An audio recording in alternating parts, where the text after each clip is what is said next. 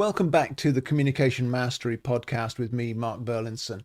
This is where we unleash the power of understanding to build bridges and not boxes, because we understand that communication is the oxygen of teamwork. We all need communication to thrive in life and work. And in this podcast, we want to increase your communication mastery so that we can all learn to adapt to one another and be effective in our communication. So thanks for being here. Let's learn together. Welcome back to the Communication Mastery podcast with me, Mark Burlinson.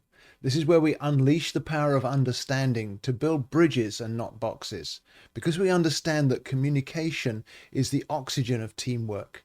We all need communication to thrive in life and work. And in this podcast, we want to increase your communication mastery so that we can all learn to adapt to one another and be effective in our communication. So thanks for being here. Let's learn together.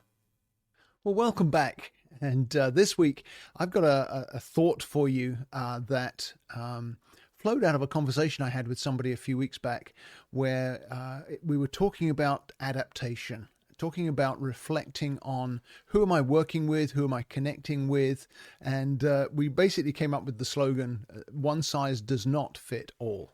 And so that set me thinking, and I've got 5 key strategies for you for today, for this week, how you can adapt your communication to different situations, how you can consider how to build bridges in different settings. And the first key would be to know your audience. When I talk about audience, that might be just the one person who's in front of you, or it could be a whole room full of people that you have to address if it's a public speaking kind of setting. But you need to adjust your presentation of your personality for the different settings. You need to consider in advance, what's the culture I'm speaking into, or what are the roles that I'm speaking into, because in any setting, there'll be a different style of communication or a different communication language that's more valuable for you to be able to adapt your communication to that particular circumstance. Some people want the big picture vision, and the setting that you're speaking into might well be that kind of a setting. Particularly if you're speaking to a whole room of people, very often you're dealing with big picture issues. However, with your team at work or with an individual conversation, you may be much more detail oriented. You may be offering more of a kind of step-by-step detailed approach to your communication. Or it may be that this is a circumstance that requires more of an empathetic emotional connection rather than a factual or thought-based cognitive one.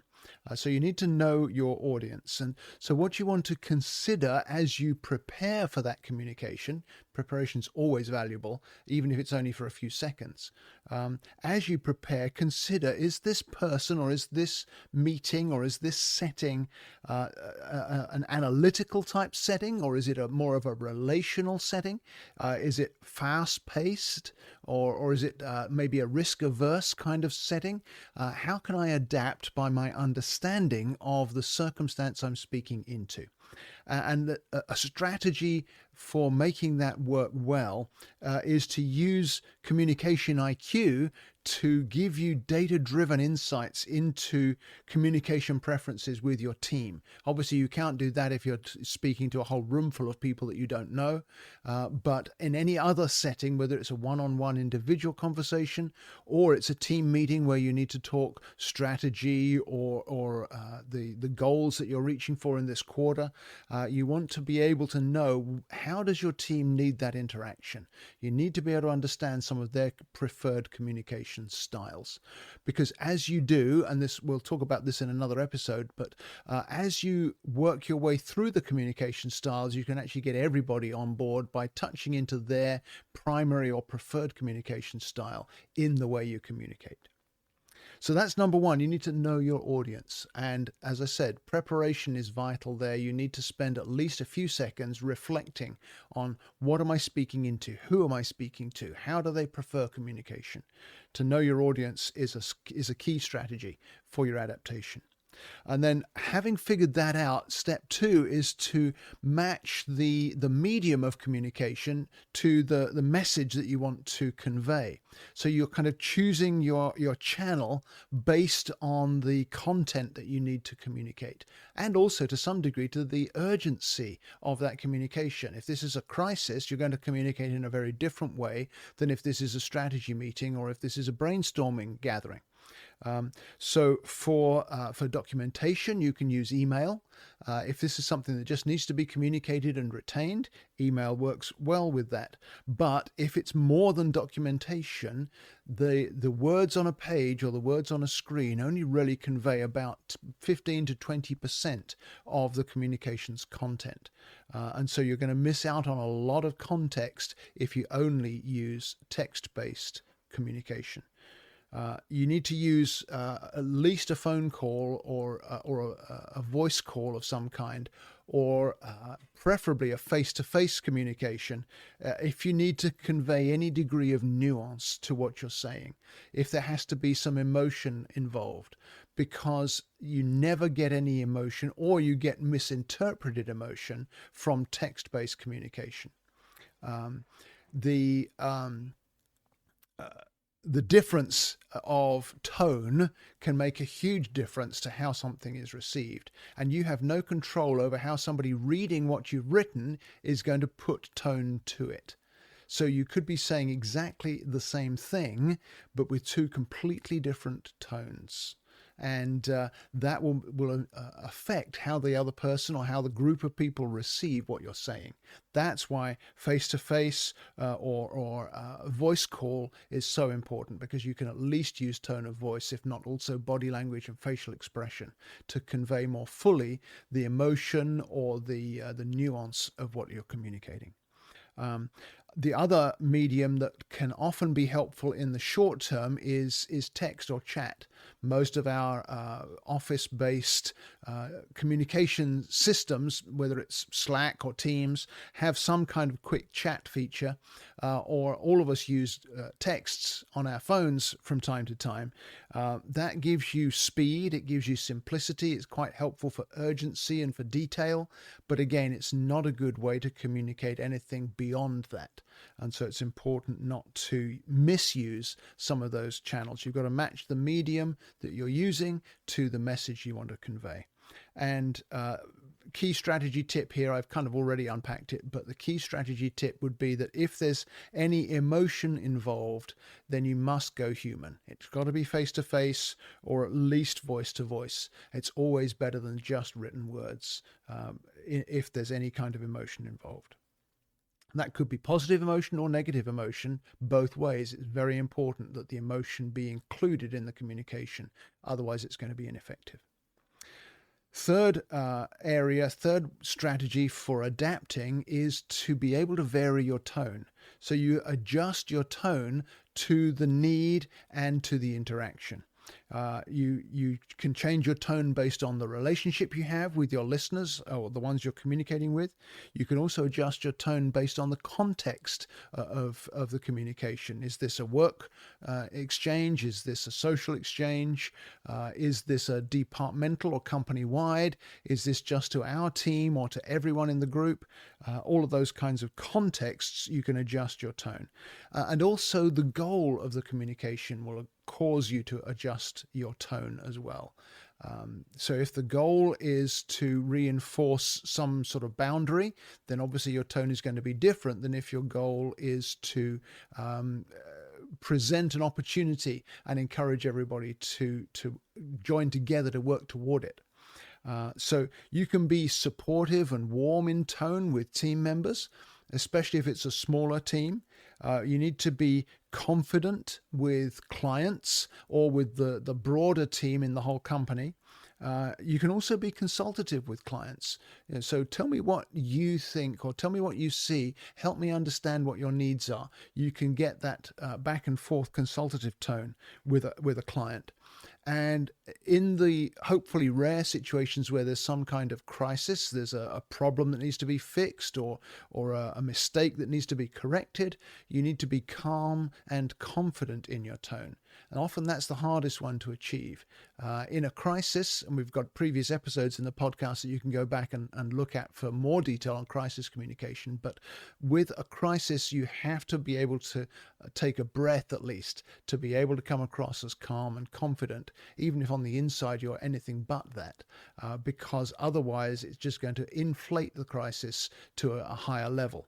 So adjusting your tone is very important. And here's a little tip with that. You can begin to mirror the language styles of the ones you're interacting with to build comfort and rapport. That often increases your ability to connect and increases your ability to be able to communicate effectively. You don't want to mimic somebody else's style, but if you can adapt to their style and mirror it to some degree, that can often help because it creates that subconscious emotional bond that helps us to communicate more effectively. So that was 3 of our 5 strategies. The 4th one is always to ask before you tell, because most of us fall into the trap of assuming that we know what is needed or assuming that we know what somebody wants. But you know that assume is what makes an ass out of you and me. That word as you unpack it. We want to ask questions. We want to understand needs. We want to hear concerns, and also be able to discern someone's preferred communication style before we bring in any kind of telling or instructing to our communication. So we want to ask things like, so what's most important to you in this? Or would it help if I talked through the details? Or would it help if I gave you a quick summary? You're asking rather than telling, and that invites the other person to engage, or the group of people to engage with the communication at a deeper level. That will make it more effective, but it will also help you adapt based on what you then receive in answer to those questions. The answers you get will help you and inform you with your adaptation. So a strategy tip for this point would be to let them guide you in the degree of information, how much information, or what direction they need from you. How can I help you be effective in what you're doing? Or what do you need from me in order to achieve what you want to achieve? Those kinds of questions are very helpful in order to help you adapt to the communication needs of the people that you're supervising or guiding or even just doing business with. And then the final strategy that helps us to adapt to different settings is to grow the skill of adjusting in real time. So this involves observation. Watching and adjusting kind of go together. So in the midst of the communication, what I'm doing is I'm watching the responses, I'm watching the body language, I'm watching whether there isn't a response, all of those kinds of things, the verbal clues, the non-verbal clues to how this person is receiving what we're talking about or how we're connecting. If I'm seeing confusion, that will inform how I want to adapt. If I'm seeing maybe impatience, that will give me a different form of adaptation prompt. There may be withdrawal. That would probably be the contemplator communication style, communication language, being disinterested in whatever we're talking about. And I need to find ways to re-engage that interest. If it's important, we continue to discuss that. Or there may be interest from any of the communication languages. If I'm seeing interest, I know that the communication is connecting, is working, and I can therefore adapt to follow what it is that's already worked and take that to the advantage of all of us as we engage that communication. American business wastes billions of dollars every year on miscommunication. If you're ready to change that trend, invest in communication IQ today, because it will give you a great return in terms of employee alignment, retention, customer engagement, profitability, sales outcomes. All of those areas will grow as you understand the science of communication. So go to my website at markburlinson.com, click on the business button, and let's have an introductory chat today about how I can help your business be more productive by enhancing communication. So you need to be willing, as you're watching and as you're adapting in real time, you need to be willing to slow down. You need to be willing to clarify if that's needed, or you need to be willing to shift direction, to shift approach if the message isn't landing. And that's the sorts of skills that it takes time for us to learn, but an understanding of all 7 communication styles can really help you to be able to grow that kind of skill. And strategy tip for this final strategy would be if you're not getting the response that you expected or you desired, then you want to pause and check in with whoever you're communicating with, whether it's one person or a team. You want to pause and say something like, is this making sense? Or do you need clarification? Or have you got questions on what I've already said? Those kinds of open doors to getting feedback will help you to adjust. So if watching alone is not giving you the input you need to adjust your communication to make sure it lands, then you need to open it up, pause, and ask for input, ask for response, because that will enable you to not waste your time on miscommunication or on ineffective communication. Our goal always is to grow our communication mastery. And a lot of the time it simply takes practice. But if you put those 5 points into action, you'll be able to grow your adaptation skills. You need to know your audience. You need to match the medium to the message. You need to adjust your tone according to the kind of message you're conveying and the people you're conveying it to. You need to ask before you tell, inviting the others into the interaction. And you need to watch and adjust in real time so that you can make sure that you don't continue in a way that's unhelpful. You can adapt instead to bring the message home and to make sure it's fruitful. So I trust that's helpful to you, and I look forward to your feedback. Remember to text me on the link in the podcast show notes. Text me with your questions. Text me with your feedback. What was helpful to you? What would you like to hear more on? I'll look forward to hearing from you, and we'll see you again next week. Thank you so much for listening to today's episode. It would mean a lot to me if you'd rate and review the podcast so it helps more listeners to find us. But also, would you give me your feedback on things you'd like to hear about in future episodes? And remember to share the episode with a friend if you see something that would benefit them as well. You can reach me with feedback through my website at markburlinson.com. Just click on the contact button and send me a message. I respond to everyone personally, and I really want to hear from you. So thank you again for listening, sharing, reviewing, and giving me your feedback. Thank you so much for listening to today's episode. It would mean a lot to me if you'd rate and review the podcast so it helps more listeners to find us. But also, would you give me your feedback on things you'd like to hear about in future episodes? And remember to share the episode with a friend if you see something that would benefit them as well. You can reach me with feedback through my website at markburlinson.com. Just click on the contact button and send me a message. I respond to everyone personally, and I really want to hear from you. So thank you again for listening, sharing, reviewing, and giving me your feedback.